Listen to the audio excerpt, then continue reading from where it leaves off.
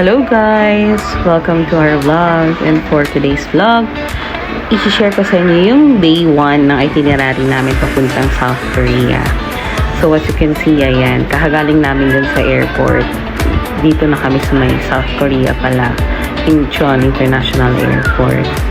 Tapos nag-explore lang kami, tinitingnan namin kung saan kami sasakay yung RX papuntang Busan. Kasi guys, yung first itinerary namin, yung first day namin ay papunta ng Busan. Bali, inuna namin yung malayo bago dun sa city na mismo. So, ayan, we arrived in Busan. Itong Busan na to guys, sobrang nag-excel talaga yung expectation ko dito versus dun sa reality. Sobrang mas nagustuhan ko siya talaga in reality. Hindi ko akalain na sobrang lamig nung time na yan guys, kasi pa-summer na yan eh. So, akala namin mainit na. Tapos, yung pala, sobrang lamig niya, guys. So, ayan. Nag-ikat-ikat lang kami dyan for day 1 sa Busan. Kumain ng kumain, and then nag-ikot ng nag-ikot. As you can see, dito na kami ngayon sa, Sky Capsule. Pasakay na kami dyan. Sobrang saya niyan, guys. Super talaga. Kaya, kung ako sa inyo, try nyo yan, guys. Sobrang ganda sumakay dyan. Sulit talaga. As in, ang daming magandang views tulad niyan. Na-enjoy nyo talaga, especially with your family. So, isa ito sa recommendations ko na pagpupunta kayo ng Busan. Ayan, diba? Ang ganda ng view.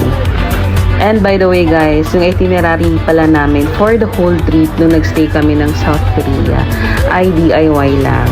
Hindi po kami nag-travel agency. Purong DIY po mula sa visa processing hanggang sa itinerary. And of course, yung accommodations, mga ganyan. Nag-research lang kami. Kaya feeling ko, payo ko sa inyo guys, kung gusto niyo pumunta ng South Korea or any countries, much better if titingnan niyo muna kung kaya niyo siyang DIY.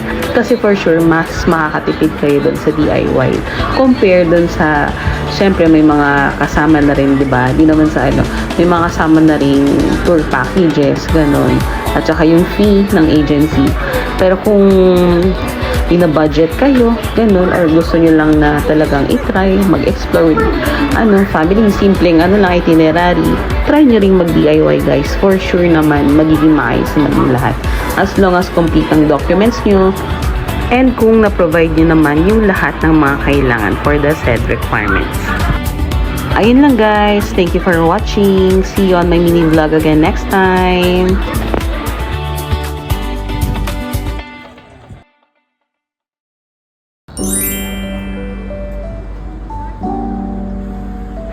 Hi! Our day 2 in Korea, guys.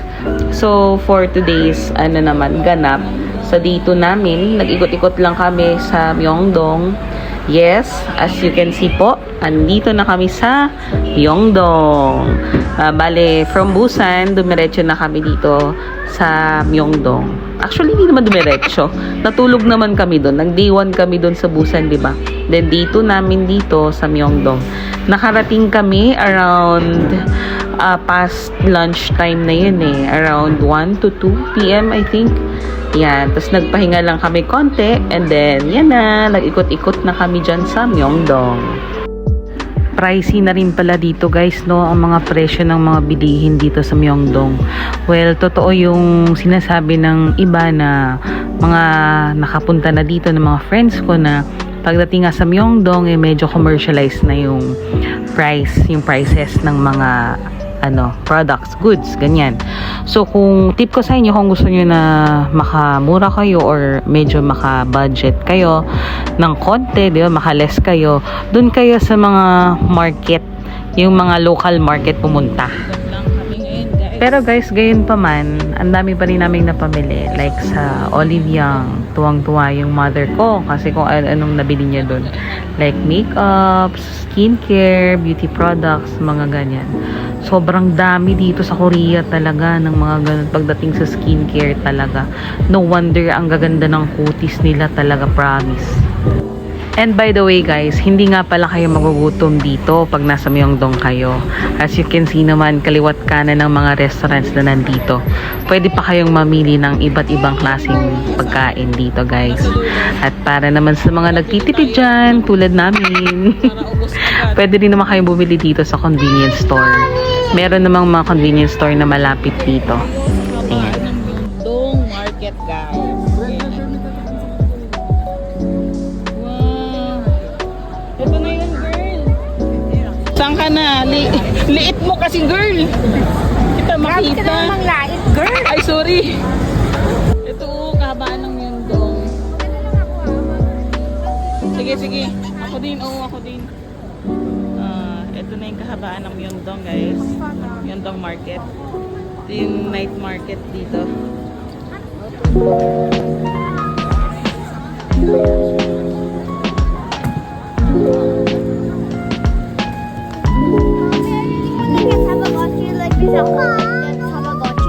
Tara doon, dali doon.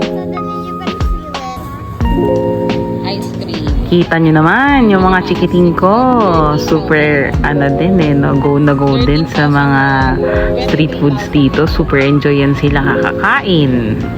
Ako nung time na to guys, di ako makakain kasi sira yung tiyan ko.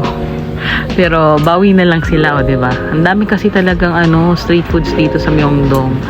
Sasarap pa talaga ng mga binibenta nila dito guys. Para sa mga curious dyan, sobrang swak yung Myeongdong kung gusto nyong matikman yung mga foods talaga dito sa Korea.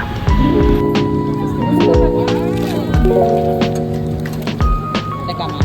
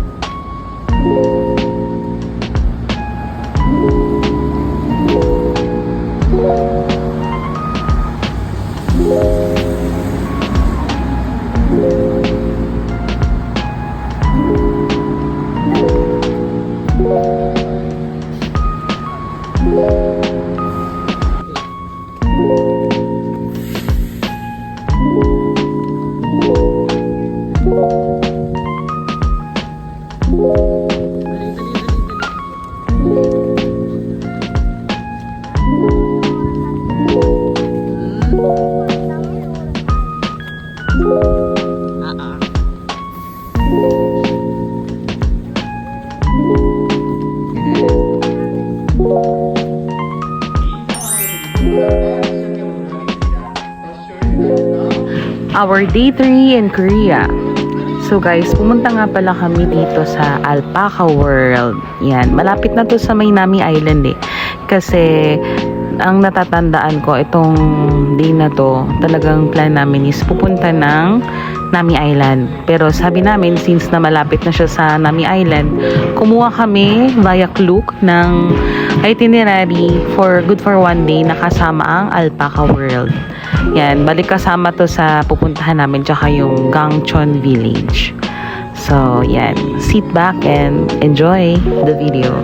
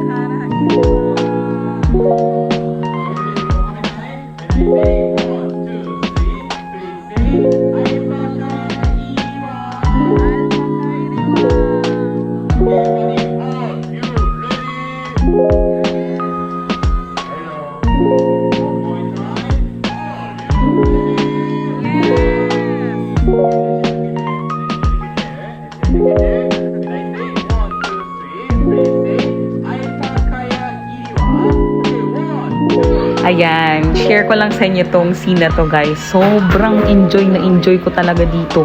Kahit kaming lahat ng family ko, pati yung mga anak ko. Kasi ito na yung time na yung mga alpacas bababa na sa amin. Kasi parang kasama siya sa skit na papakainin namin sila. Yan, dito sa program I mean. O, ayan, kung anong tawag man dyan. Ayan na sila guys, so diba? Super saya, dami nila guys. So, sobrang babait nila, promise.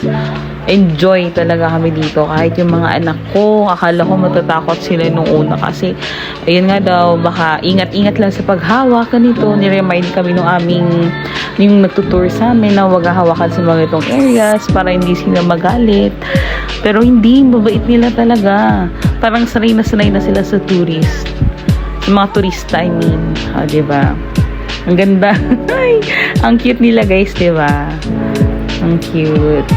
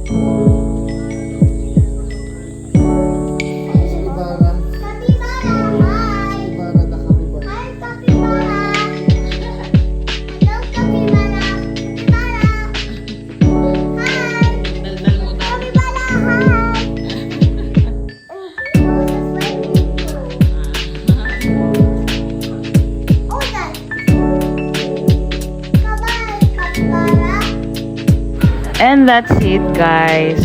Thank you for staying with me dito sa aming day 1 to day 3 pa lang sa South Korea. Mag-upload ulit ako next time ng iba pang days na itinerary namin. But for now, I'll cut here muna. And thank you for watching. Hope you can subscribe and like my channel. Thank you guys.